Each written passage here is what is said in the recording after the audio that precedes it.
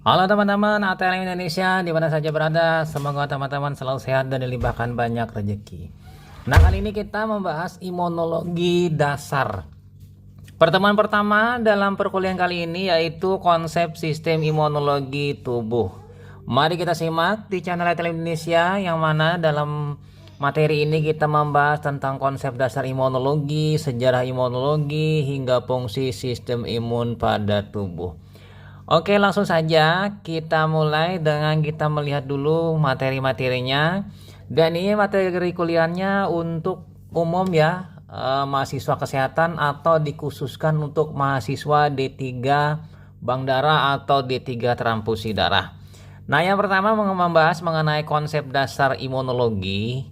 Yang kedua mengenai konsep sistem imun, yaitu spesifik non-spesifik. Lalu yang ketiga sistem limforetikuler, keempat respon imun, kelima uji imunoassay, dan keenam gangguan sistem imun. Nanti kita tambah lagi dengan transplantasi. Oke, materi pada perkuliahan pertama ini terbagi menjadi 4 bagian. Pendahuluan imunologi mengenai definisinya, sejarah imunologi, konsep imunologi modern, dan sistem imun tubuh. Nah, kita mulai dulu dengan definisi. Imunologi itu berasal dari kata imun atau kebal, kemudian logos itu ilmu. Jadi kalau digabungkan adalah ilmu yang mempelajari kekebalan tubuh. Nah, imunologi sendiri itu adalah ilmu biomedis yang mempelajari antigen, antibodi, dan fungsi pertahanan host yang diperantarai oleh sel, terutama yang berhubungan dengan imunitas terhadap penyakit, reaksi biologi hipersensitivitas, alergi, dan penolakan benda asing. Ini dalam hal transplantasi. Jadi di sini imunologi, pokok masalah yang dibahas adalah antigen, antibodi, dan reaksi atau interaksi keduanya, serta manifestasi akibat reaksi keduanya itulah yang menjadi hal penting dalam ini. Nah, ilmu imunologi itu tidak lepas ya dari sejarah masa lalu. Oleh sebab itu, kita bahas sejarahnya sebagai berikut. Edward Jenner dan smallpox 1796. Di sini Edward Jenner pada tahun 1796 menggunakan virus Covox vaccinia untuk menginduksi kekebalan tubuh terhadap virus smallpox pada manusia. Nah, eradikasi smallpox sukses semenjak 1979 oleh WHO. Lalu lanjut lagi kita ke sejarah, yaitu Robert Koch 1843 sampai dengan 1910. Di sini beliau membuktikan bahwa penyebab penyakit antrak dan tuberkulosis adalah bakteri ya. Yang mana antrak ini disebabkan oleh Bacillus anthracis dan tuberkulosis ini adalah disebabkan Mycobacterium tuberculosis. Kemudian Koch berpostulat atau membuat sebuah kata, istilahnya a set of criteria to be used when establishing a causative link between a particular microorganism and a particular disease. Nah, postulat Koch inilah yang menjadi hukum dalam hal mengenai dalam dunia mikrobiologi. Kemudian berdasarkan postulat Koch itu, penyebab suatu penyakit adalah salah satu dari 4 patogen. Pertama mungkin saja virus, yang kedua bakteri, yang ketiga parasit, dan yang keempat jamur patogen. Nah, dari 4 ini dibuatlah nanti 4 cabang. Ilmu virologi, ilmu bakteriologi, parasitologi, dan mikologi. Jadi ini menjadi tonggak dasar ilmu-ilmunya dipecah menjadi beberapa cabang dari mikrobiologi. Nah, kita pindah lagi lanjut ke sejarah. Louis Pasteur 1822-1895 ini merupakan the father of immunology. Jadi ayah imunologi karena dia melakukan proses studi vaksin dini. Dia menemukan vaksin kolera, vibrio kolera, dan rabies. Nah, rhabdovirus, negribodes, RNA virus ini pada rabies ya, dan kolera di sini. Sementara Emil von Behring 1845, 1917 dan Shibasabo Soburo dan Kitasato 1852, 1931 ini menggunakan toksin difteri. Jadi awalnya difteri dulu ya untuk terapi serum. Dan kemudian menemukan pada serum individu yang divaksinasi akan terbentuk antibodi yang spesifik terhadap imunogen tertentu. Jadi di sini dicetuskannya dimulainya vaksin difteri ya. Lanjut lagi ke sejarah selanjutnya yaitu Eli Meskinov Nikov ya 1845-1916 di sini menemukan adanya hemofamen dan degradasi mikrobiologi oleh semacam sel fagosit yang kemudian dikenal dengan makrofag. Jadi makrofag ini adalah monosit yang masuk jaringan lalu berubah menjadi besar dan dia melakukan tugasnya di jaringan sebagai sel pemangsa atau sel pemakan mikroorganisme yang masuk. Jadi dia merupakan pertahanan lini pertama, kemudian termasuk respon imun alami atau innate immunity. Nah kemudian Clemens von Virchow dan Belasik 1905 itu menyatakan bahwa suntikan serum kebal dari kuda ya, serum kuda ini menyebabkan terjadi panas, pembesaran kelenjar dan eritema. Ini makanya awal dikatakan serum sickness. Jadi misalnya orang terkena tetanus lalu diberi serum kuda ya, anti tetanus dari kuda, maka sembuhlah tetanus tadi. Tapi reaksi serum ini menyebabkan orang tadi mengalami reaksi imun karena itu adalah protein asing bagi tubuh yang mana akan terbentuk nanti antibody. Jadi terbentuk reaksinya ya tadi seperti terjadinya panas, pembesaran kelenjar dan eritema. Nah kita pindah ya, lanjut ke terminologi imunologi. Nah terminologinya ini istilah ya. Yang pertama imunologi, kita tahu tadi ya, mempelajari tentang reaksi terkait antara antigen dan antibodi. Nah, berbicara antigen itu pada prinsipnya disebut dengan Ag ya singkatannya kalau dalam imunologi serologi. Itu adalah suatu substansi baik sel misalnya eritrosit, bakteri atau zat terlarut yang mampu merangsang sistem imun atau disebut dengan imunogenik untuk membentuk antibodi. Jadi kalau antigen masuk ke tubuh maka akan menyebabkan terbentuknya antibodi. Sementara antibodi atau AB itu suatu protein dari imunoglobulin atau Ig ya, kelas dari globulin yang dibentuk sebagai respon terhadap masuknya antigen. Nah, secara ringkas seperti itu ya, antibodi dibentuk bila ada antigen masuk. Kelasnya dari mana? Imunoglobulin.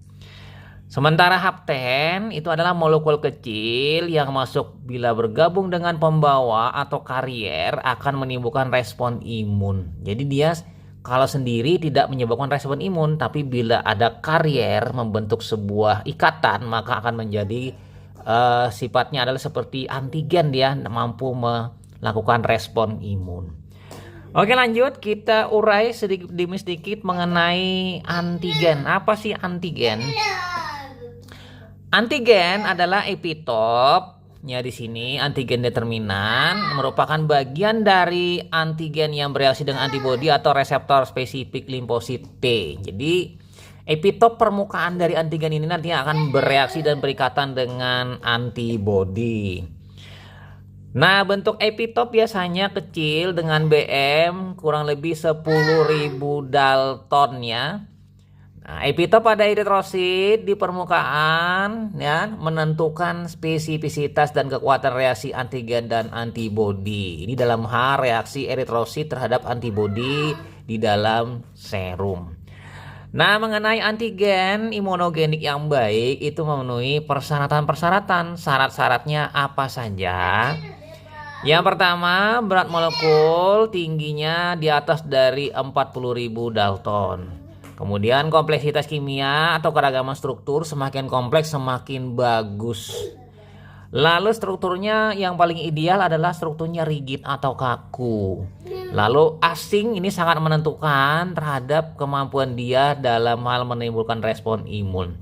Dan yang terakhir, stabilitas dan kelarutan. Dia memiliki stabil dan memiliki kelarutan. Jadi bagus ya syarat-syaratnya ini. Bila 5 ini memenuhi syarat kelima-limanya, maka itu adalah antigen yang baik secara imunogen.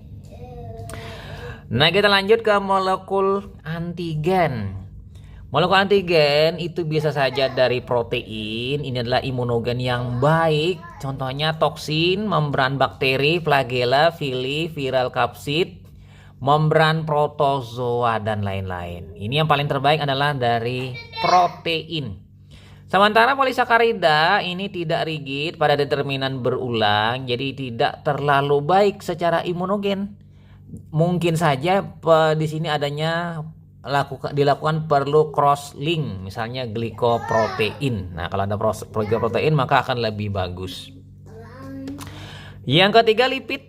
Lipid ini juga tidak rigid, tidak cukup rigid dia ya, determinannya berulang. Jadi tidak baik untuk imunogen. Jadi perlu ditambah dengan cross link, rantai lain, misalnya dilakukan penambahan protein menjadi lipoprotein. Lalu selanjutnya yang nomor 4, nucleic acid atau asam nukleat. Ini struktur serupa pada semua spesies. Jadi tidak baik untuk imunogen. Nah, kemudian terakhir, non-organic molekul. Ini biasanya simple, kecil, jadi tidak baik sebagai imunogen. Jadi imunogennya buruk. Nah, dari 5 ini yang paling terbaik adalah protein. Karena protein adalah yang paling terbaik sebagai molekul antigen. Nah, bagaimana selanjutnya dengan hapten? Nah, ini gambar hapten ya. Hapten ini molekulnya kecil, ditambah dengan karier maka akan membentuk kompleks yang mana ini memiliki sifat imunogen, kompleks antigen. Hapten memiliki BM kurang dari 10.000 Da Dalton. Karakter seperti obat antibiotik. Namun, bila diikat pada protein pembawa dapat merangsang respon imun untuk memproduksi antibodi. Hapten sendiri bukan imunogen. Dia perlu tambahan untuk menjadi imunogen. Nah, contoh hapten di sini ya, penisilin, anilin, hidralzin, ya kan, deoxygens, kemudian 24 dinitrofenol, biotin, fluoresen, dan urosiol. Nah, ini dia contoh hapten. Nah, sekarang kita pindah ke konsep imunologi modern. Imunitas dulu ya kita bahas. Imunitas adalah reaksi tubuh terhadap masuknya substansi asing sebagai pertahanan terhadap secara spesifik dan non-spesifik. Jadi ada dua ya, spesifik, non-spesifik. Sementara respon imun adalah kumpulan respon terhadap substansi asing yang terkoordinasi. Kemudian kita pindah lagi ya, sistem imun. Jadi sistem imun ini terdiri dari sel dan molekul yang bertanggung jawab dalam imunitas berupa proteksi tubuh. Nah, lebih lanjut kita bahas sistem imun tubuh. Sistem imun itu mekanisme tubuh untuk mempertahankan keutuhan tubuh sebagai perlindungan terhadap bahaya yang timbul oleh berbagai bahan dalam lingkungan hidup. Nah, sistem imun merupakan sekumpulan sel, jaringan, dan organ luar, termasuk kulit, keringat, air mata, dan organ dalam, misalnya timus, limpa, sel darah. Jadi ini bekerja sama untuk memperankan tubuh dari serangan luar ya, antigen, misalnya bakteri, virus, jamur misalnya. Jika sistem imun bekerja dengan baik, maka mampu melindungi tubuh terhadap paparan virus, bakteri, jamur dan parasit, serta menghancurkan kanker, tumor, dan zat asing. Jadi di sini sistem imun ini bila bekerja secara normal dan baik, aman tubuh kita dan tetap sehat ya. Baik dari agen patogen atau dari hal-hal lain, misalnya risiko terjadinya sel tumor, sel kanker, dan zat asing. Zat asing ini maksudnya adalah sebenarnya kalau ditransplantasikan misalnya golongan darah A ke B, yang A tadi zat asing, maka tubuh akan menolaknya. Itu berarti sistem imunnya bagus. Nah, sistem imun di sini peranannya dipengaruhi oleh pertama faktor genetik, yang kedua fisiologi, kemudian stres, usia, hormon, olahraga, tidur, nutrisi, pajanan berbahaya, dan penggunaan obat-obat. Jadi ini faktor yang mempengaruhi sistem imun. Nah, mekanisme sistem imun itu biasanya secara ringkas adalah sebagai berikut. Yang pertama, mengenali benda asing, ini si antigennya, kemudian menetralkan dan mengeliminasi benda asing tadi, kemudian merusak benda asing tadi tanpa merusak atau mengalami kerusakan jaringan sendiri. Kemudian sudah dimusnahkan ya. Juga berupa reaksi apoptosis dan fagositosis serta netralisasi. Jadi kalau misalnya fagositosis itu memakan bakteri ya oleh sel makrofag, apoptosis ini mematikan atau merusak sel yang mungkin rusak atau terinfeksi ya oleh virus. Kalau netralisasi ini adalah menetralisasi antigen dari virus. Lanjut lagi kita masuk ke fungsi sistem imun. Apa saja fungsinya? Fungsi pertama adalah melindungi tubuh dari invasi penyebab penyakit. Mekanismenya menghancurkan dan menghilangkan mikroorganisme atau substansi asing. Seperti tadi ya, bakteri, parasit, jamur, dan virus serta tumor. Yang mana ini yang masuk ke dalam tubuh atau menyebabkan reaksi atau merusak tubuh. Kemudian yang kedua, menghilangkan jaringan atau sel yang mati atau rusak untuk perbaikan jaringan. Ini adalah apoptosis.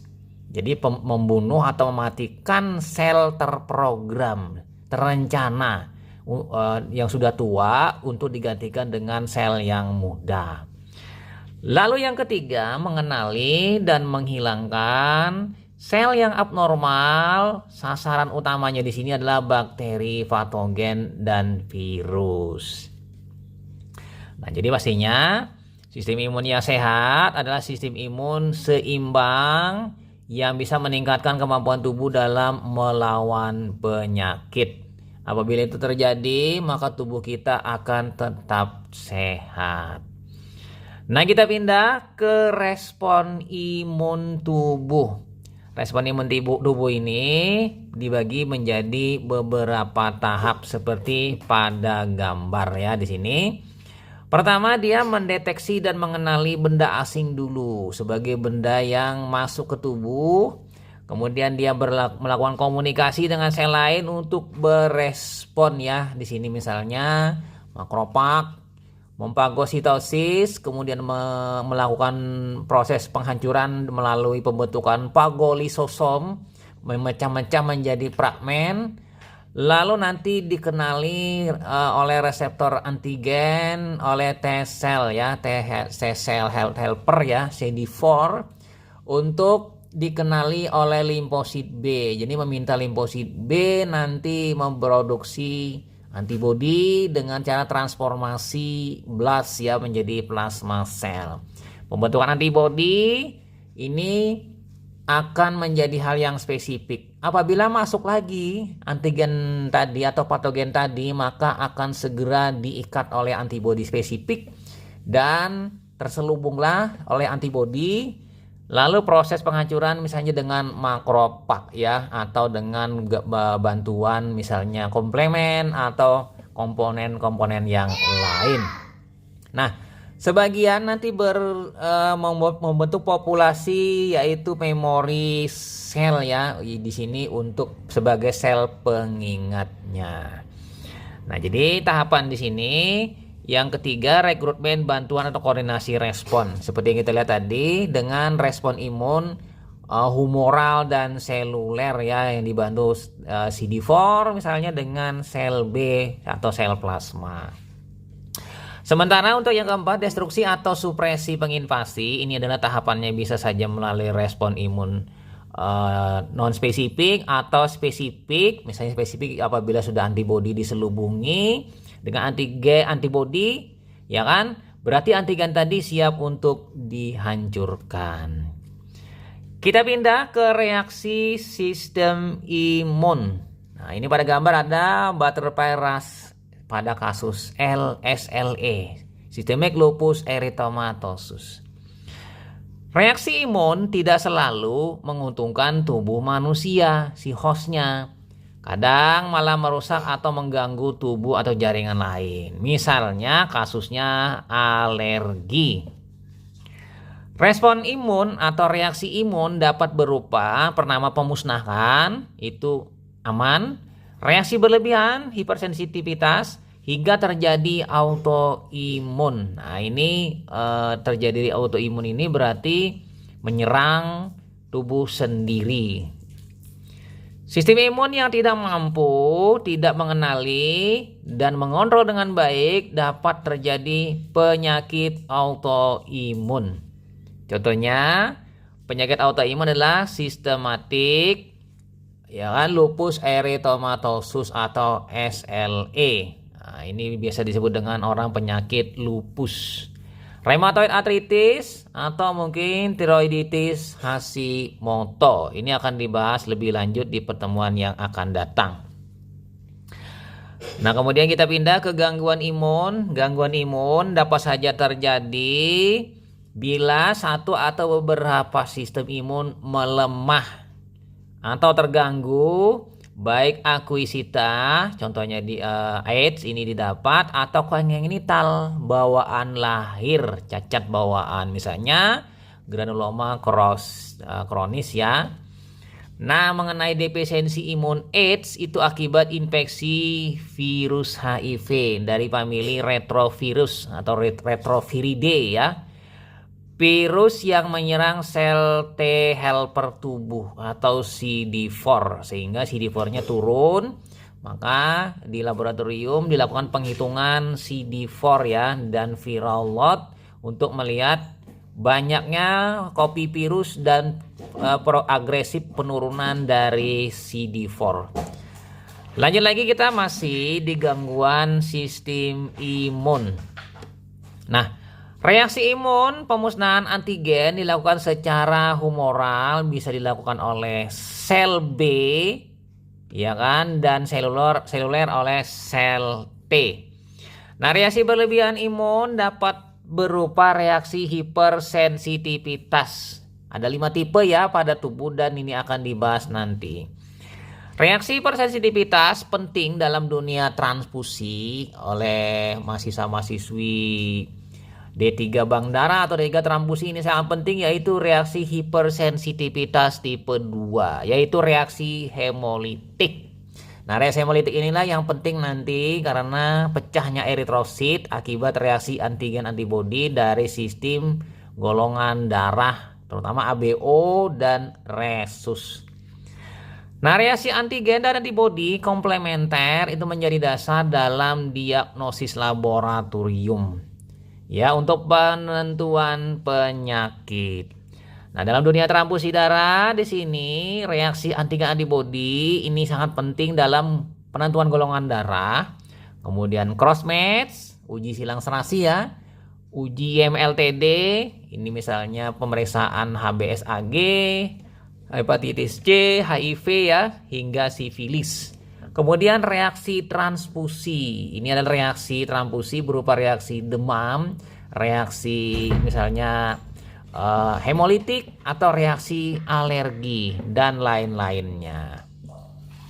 Nah, lanjut kita pindah ke HLA. Nah, ini penting sekali, HLA, Human Leukocyte Antigen. Jadi di tubuh kita ini ada sistem yang namanya HLA. Ini diketahui juga sebagai Major Histocompatibility Complex atau MHC. Jadi dengan adanya HLA ini tidak sembarangan jaringan yang masuk ke tubuh itu bisa matching. Ada sistem penolakannya karena beda-beda dalam hal antigen manusianya. Nah, HLA merupakan produk dari ekspresi gen HLA-A, HLA-B, HLA-C, HLA-DR, HLA-DQ, dan gen HLA-DP di kromosom 6. Lalu dari sini kita bisa membagi menjadi dua kelas. Yang mana saja kelasnya? Nah, untuk HLA kelas 1 itu HLA-A, B, dan C.